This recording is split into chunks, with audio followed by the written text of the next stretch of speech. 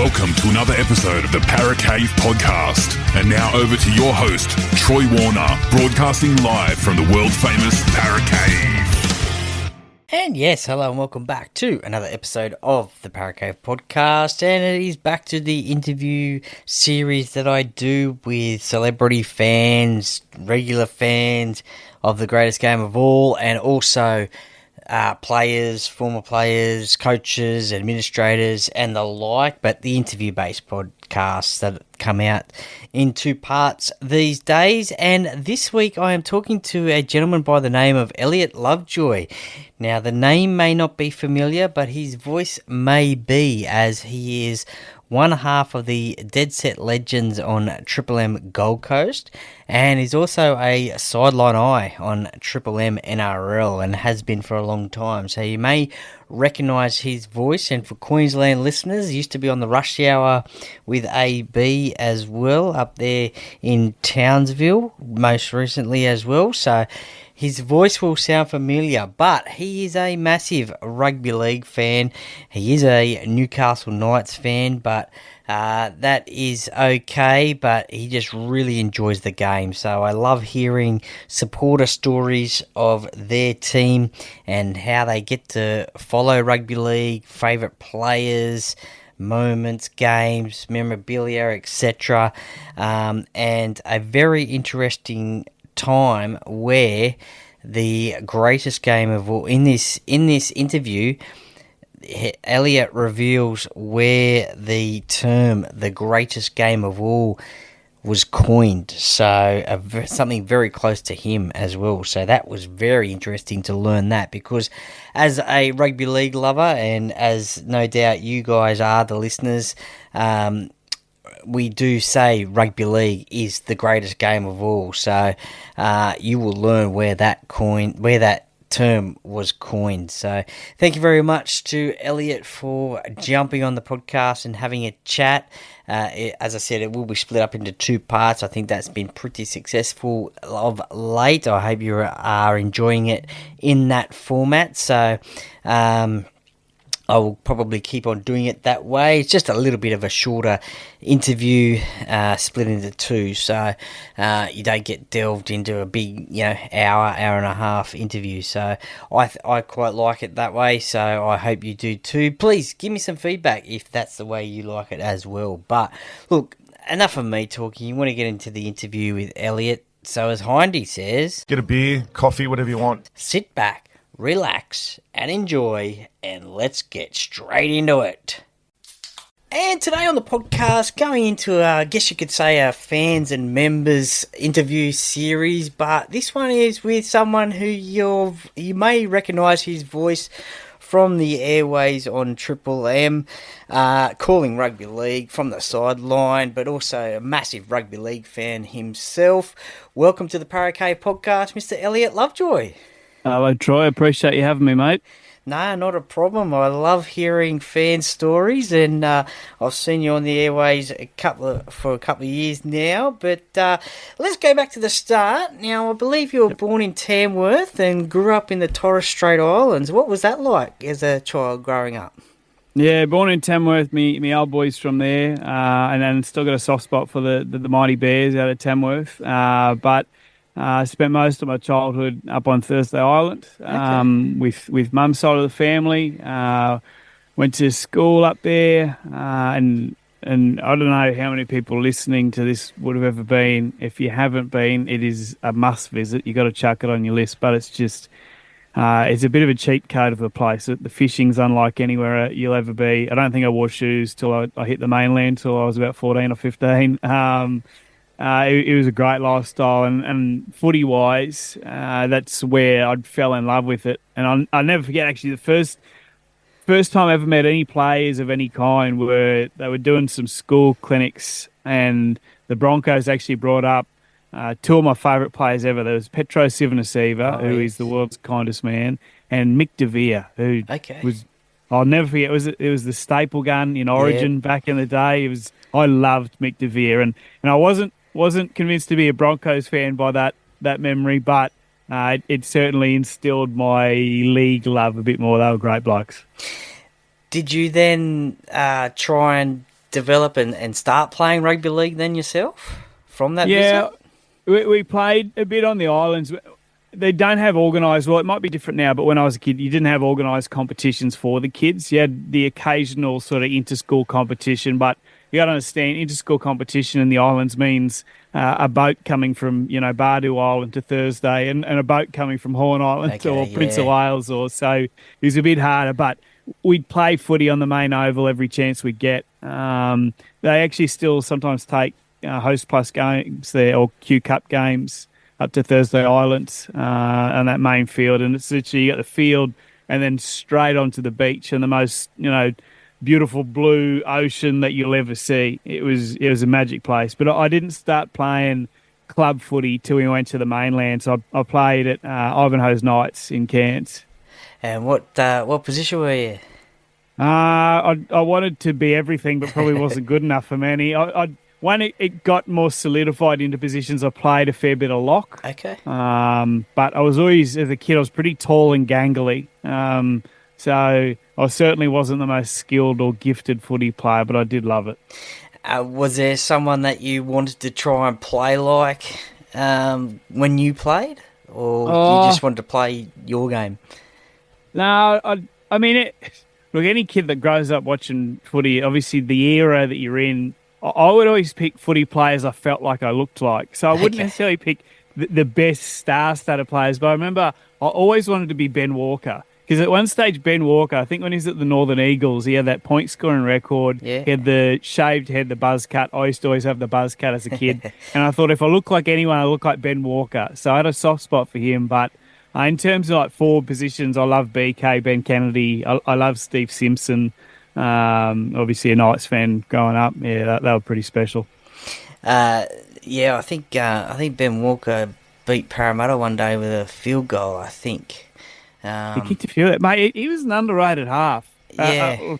I loved him as a kid. And I'll never forget that 1 year he had at the Northern Eagles. And obviously they didn't last long either, but he broke the point scoring record, and it was just insane in a team that wasn't really much chop.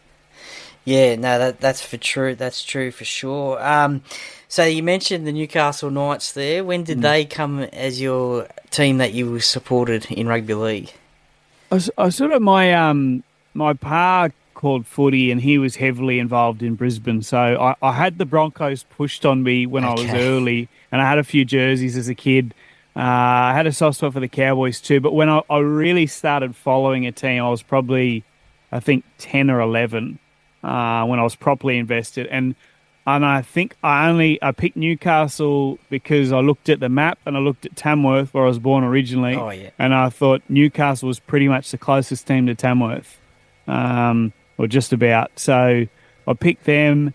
I watched them get a couple of spoons. I watched sort of the back half of obviously Joey's career. And yeah, I was in love with them ever since. And I love the Steel City aspect of it. I think growing up on the islands too, I love like the idea of a smaller community team. One town, one team, they always say. So yeah, and I brought my brother along for the ride. He's 9 years younger than me, but I didn't give him a choice. I said, he's born and bred in Brisbane, but he's the most loyal, passionate Newcastle fan you'll ever meet. What do you think it is about the Newcastle community that even when they're not doing so well, they get such great crowds and support in Newcastle? Well, I think the one-town team is a big part of it, but I think they're a loyal bunch, and they have been through some pretty bloody tough times, not just in the footy fields, but you remember the horrible events of 97 and then to go on and win the grand final like they did. I think 97 played a big part in the town and the team almost becoming one, because it really did feel like everyone worked together. And if you get a chance, it's worth YouTubing that entire year, the lead up to it, what happened in Newcastle, and then on to win the grand final.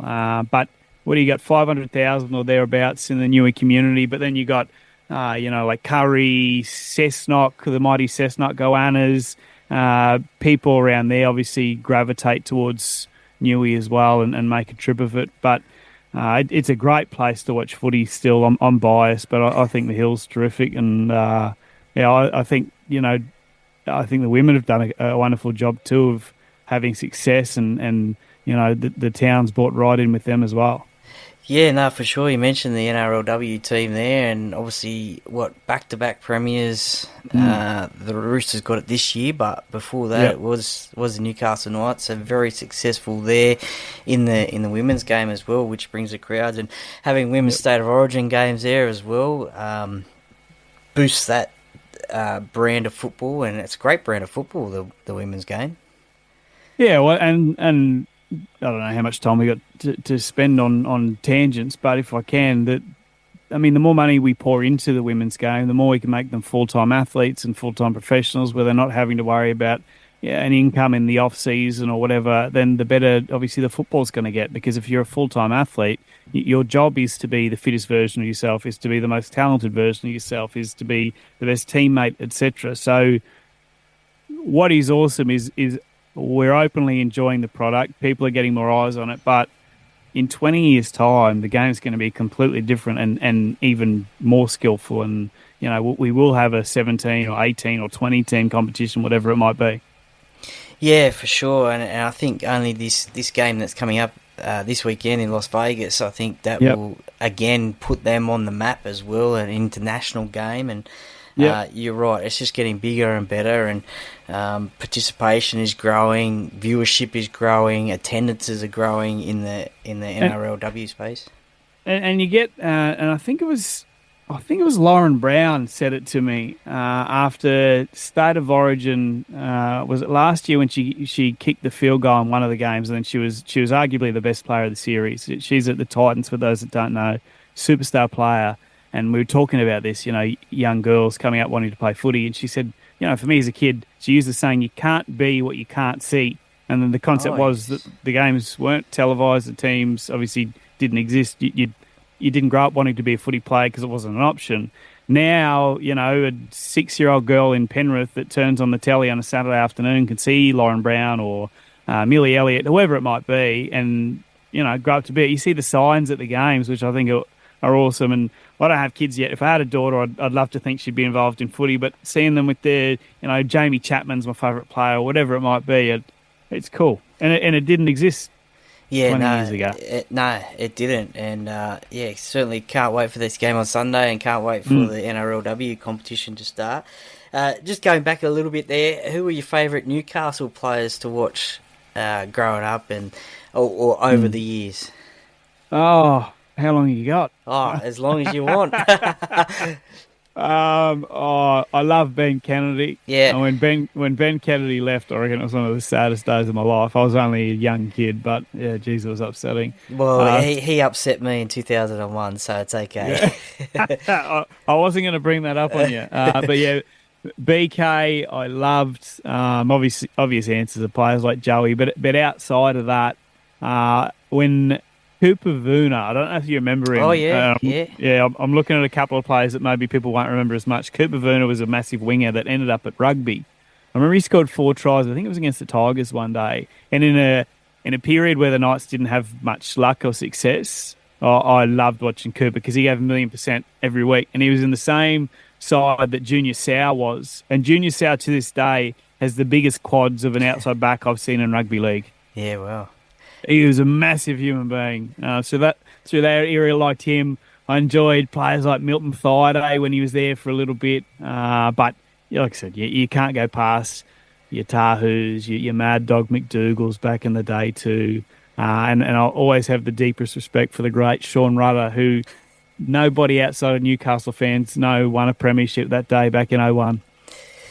Yeah, I remember him, that's for sure. I think he was playing 5'8" that day, I think. Yeah, he played in the 6. Yeah. But yeah, I don't know. I fell in love with obscure players as it went along. When times were tough, I always appreciated players that were having a crack, even when they were struggling.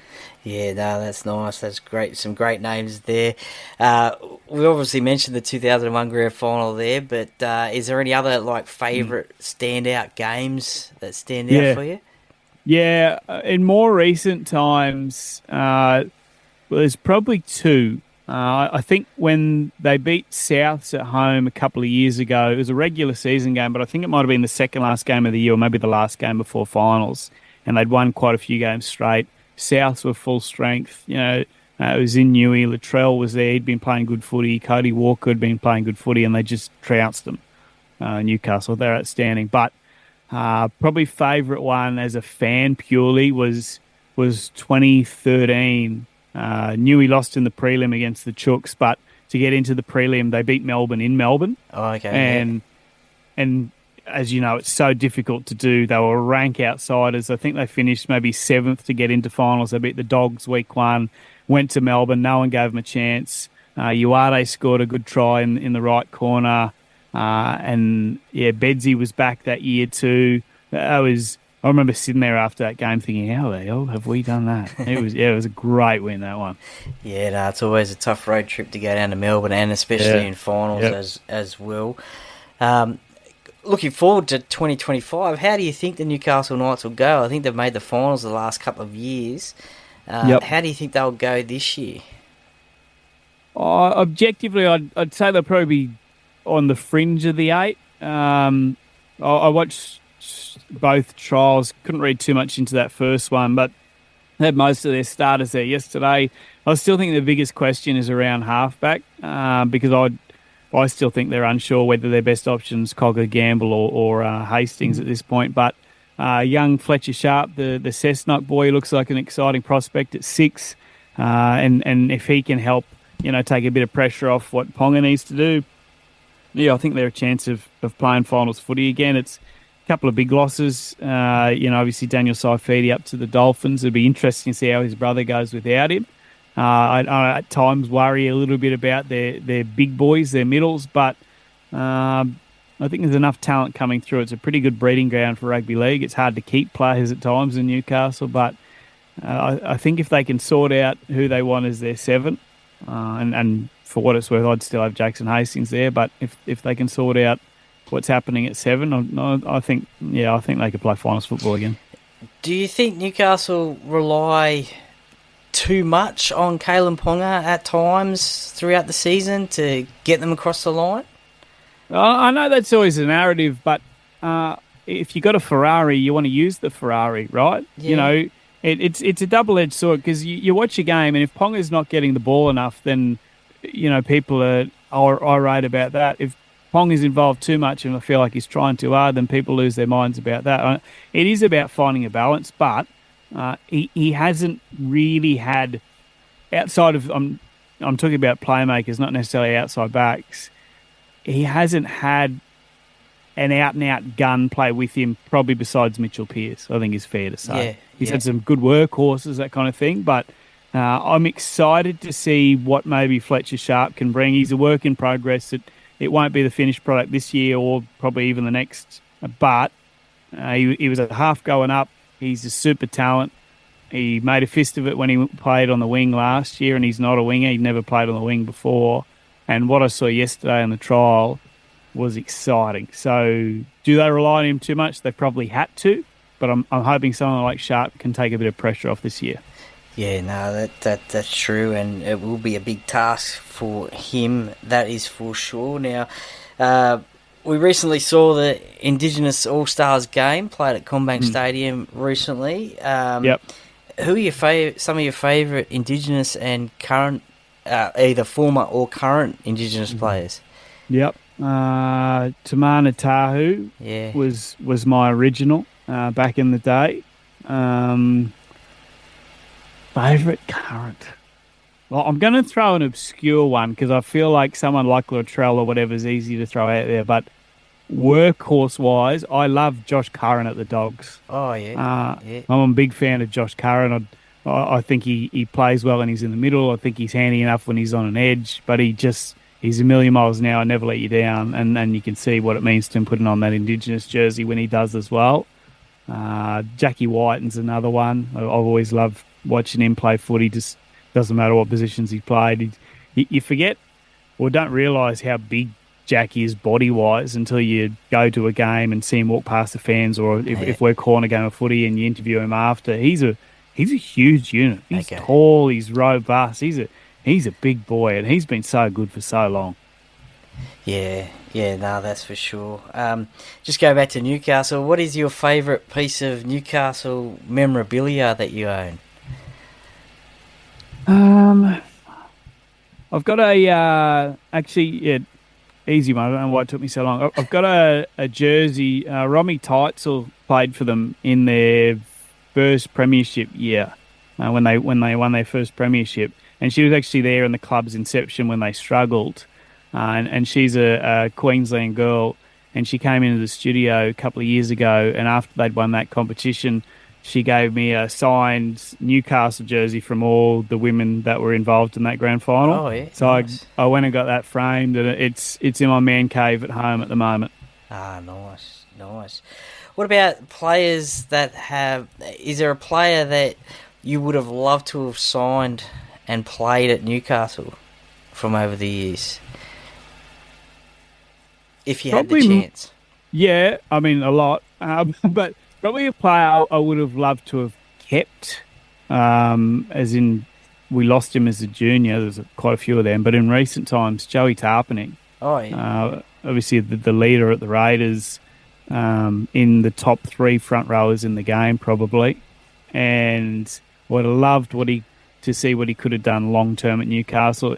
I believe he got blown out of the water money wise by the Raiders, and it was smart business from Sticky to get him there. But he's one I would have loved to have seen long term. Outside of that, I'm probably hopeful towards the future if they're looking to move on at halfback that they can lock in Dylan Brown. And I know it probably hurts you to say that. And if I'm Dylan Brown, I'd probably stay at Parramatta, because why would you leave for not that much more money when you're playing alongside someone like Mitchell Moses? But if Newcastle could find a way to bring in an elite playmaker, we saw how good a footy Ponga could play when Mitchell Pearce is in Newcastle.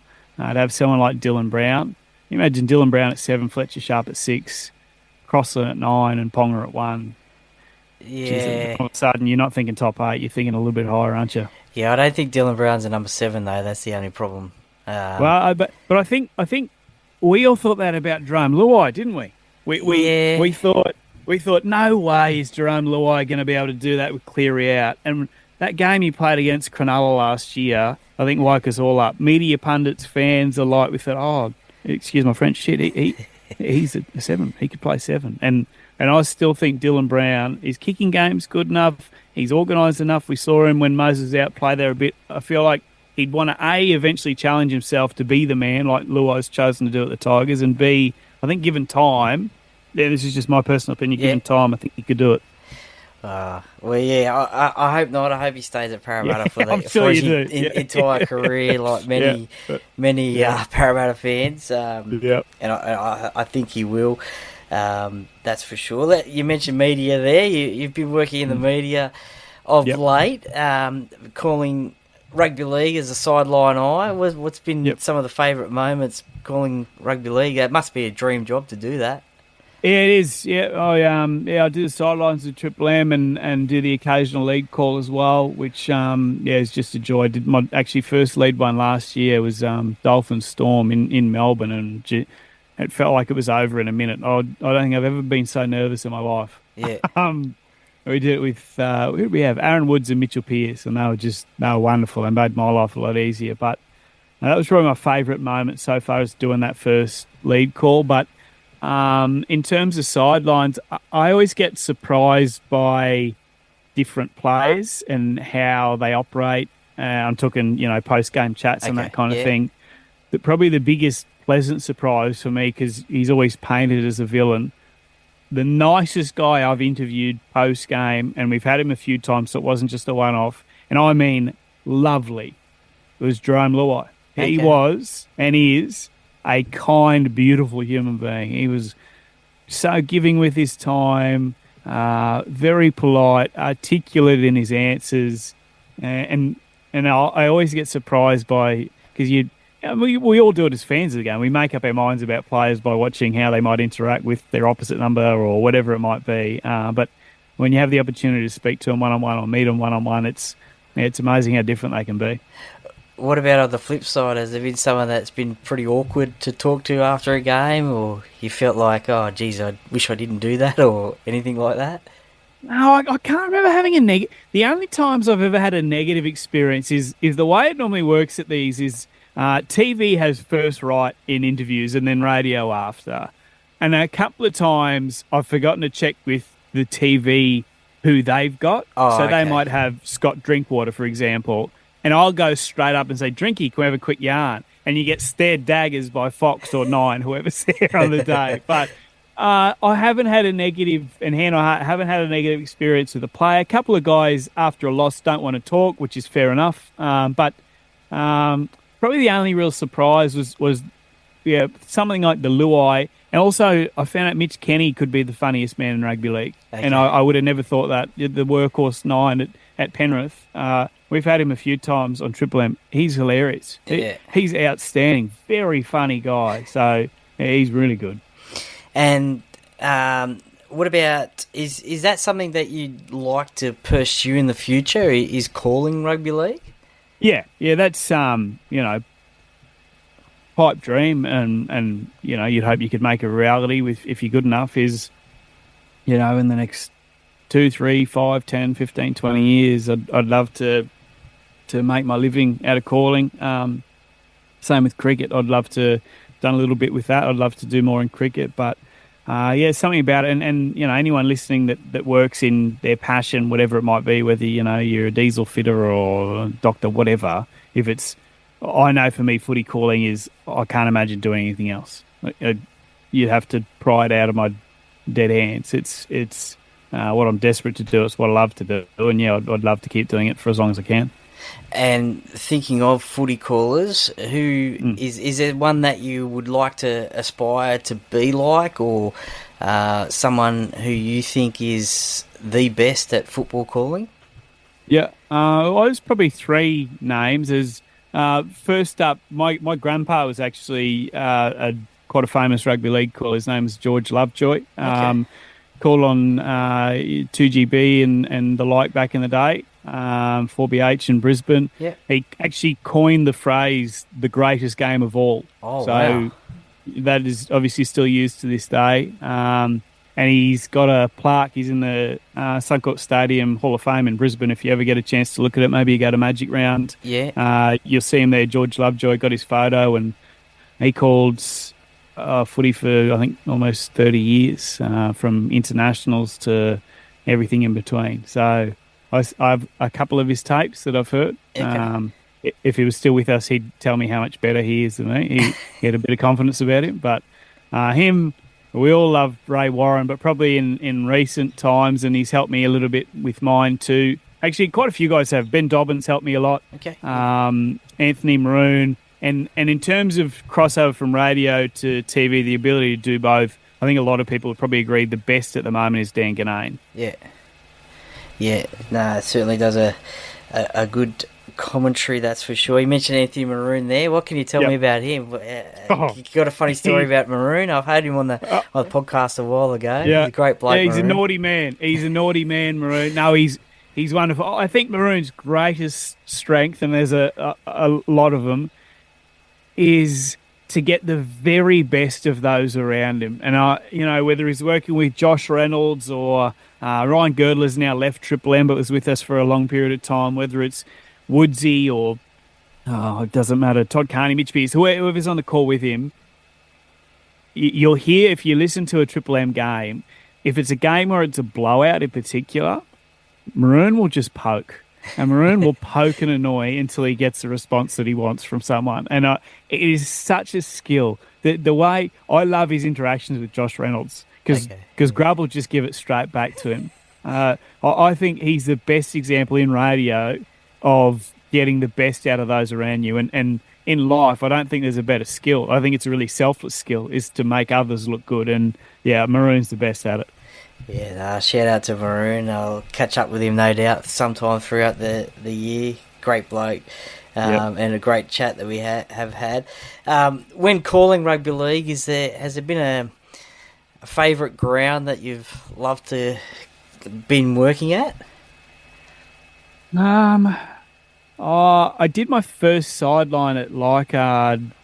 Was it last year or the year before? I can't remember. I was at Leichhardt First sideline I did there. I'd watched the game there before, but it's the first sideline.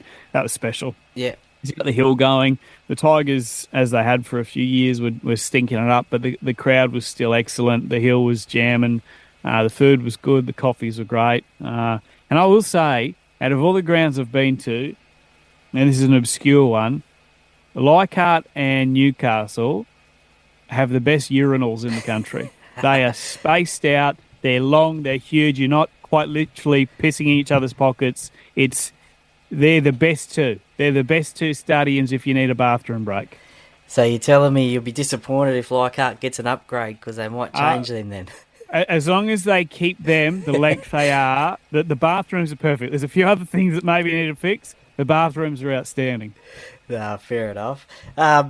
In commentary world, radio world, is there like a least favourite ground that you've wanted commentated at for whatever reason? Does anything happen to commentators, like players, when they go to grounds? Not for aesthetics, but for weather. A sideline at Canberra is awful. We did one last year. I can't remember who Canberra were playing, but they looked through the record books and it was the third coldest game they'd had there in the last 30 years. Oh, yeah, wow. And I think with wind chill it was at about -4 or something similar. But -4 when you're sat on the sideline pretty much by yourself, not moving for 2 hours, feels like -40. And I'm an idiot. I didn't dress properly for the occasion. I had jeans, a hoodie and a jacket and a beanie on, thought I'd be sweet. I looked over at Sam Williams, the ex-half for the Raiders, Dragons too, and he works at the ABC now. He was in his pants, he had his boots, he had a jumper, a hoodie, a jacket, beanie, gloves, but he had the hand warmers as well. He must have been sweating. I don't think so. He was still cold. Eloise Sawyer was there from Fox too. She's a great talent. Shout out to her. She was all rugged up. She'd done it pretty well. I'd mismanaged it. It was hard to enjoy the game. That was easily the hardest one I've done. It was so cold. Yeah, no, don't worry. Former players, Canberra does get a mention a lot. I actually was the coldest I've ever been has been at Leichhardt Oval one night. I think it was 1998. It was raining. It was windy, and I've been to Canberra a few times, and I was colder at Leichhardt than I was at Canberra. Oh wow! That night I'll never forget that night. We interviewed Xavier Savage after the game, and he's from North Queensland. I said, brother, how do you do this? He said, I haven't gotten used to it. He said, I'd get the fireplace going at home, I'll rock the thermals, I'm straight in the hot tub after this. But, yeah, he said, I'd just try and sprint, get a run away early in the game, not to help the team, but more to get the blood flowing. So, yeah, that sounds all right. Yeah. Welcome back, and thank you for listening to part number 1 of the interview with Elliott Lovejoy. The part number 2 will be out in a couple of days' time. So stay tuned for that one. In the meantime, if you haven't, please join the Paracave Podcast tipping competition. The NRL kicks off this Sunday with the NRL Vegas round, well, people call it round 0, but it is round 1. So Panthers are taking on the Sharks, and also the Warriors are taking on the Canberra Raiders. So if you haven't already, please join the Paracave Podcast tipping competition. Big cash prizes up for grabs, thanks to a buddy old man, Masters Boxer, and also Assure Strata Report. So thank you very much to them for supporting the podcast and putting up that prize money for the tipping competition. I really appreciate that, and no doubt the winners will appreciate that one as well. The details are the links are on the Instagram page of the Paracave Podcast, so check that one out. It is through ESPN Tips, so I will be doing some posts about that one leading up to Sunday. You can join after Sunday as well, but you'll be at a 2-game disadvantage, so you want to get in quick. Thank you to those who have already joined. I think there is about 67 of you that have joined. My daughter and my wife have joined as well, so that'll be some interesting competition as well. So see if you know rugby league better than me and tip some winners better than me. And yeah, look, it's just all about having a little bit of fun. bit of banter as well. So the tipping podcast will be out later this week as well. It may also be, it will probably be out on Thursday or possibly Friday this week. Just due to a few events happening early on in the week. I like to try and do them on a Tuesday night before my other podcast that I'm involved in, the Talking Para podcast. Get the tipping podcast done with Teamless Tuesday, but this week it just will not be possible. So I've got a few things on Tuesday this Tuesday, so the tipping podcast will come out a little bit later, but stay tuned for that one, and tell your family and friends to join the Paracave podcast tipping competition. Anyway, thank you very much for listening to part number 1 of Elliott Lovejoy's interview. I hope you enjoyed that one. If you did, please give it a 5-star rating and review, and I will see you soon for part number 2 of the Elliott Lovejoy interview, the Paracave podcast, by the fan, for the fans. Go Para!